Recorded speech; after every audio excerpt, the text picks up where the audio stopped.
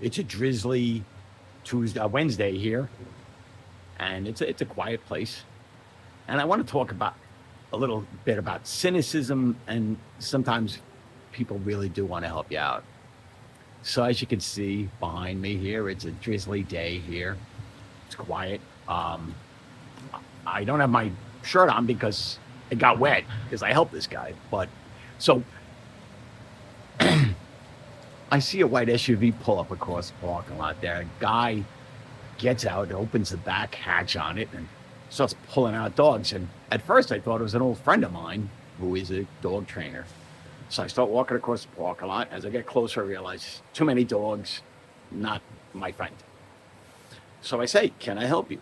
This person looks beaten as they're trying to control 7 dogs on one leash, on one hand, and pull out the cargo mat from the back where one of the dogs had pooped.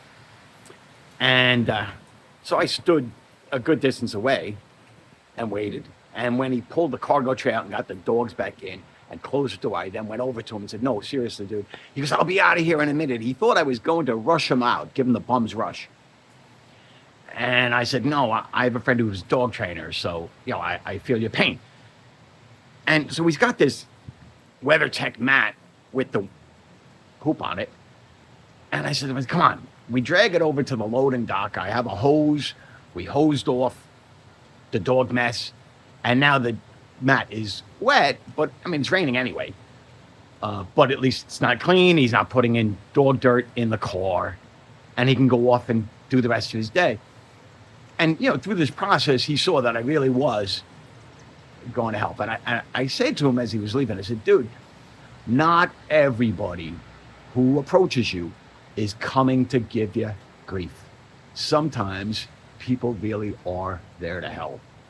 And I think that's an important message. It's an important thing to remember.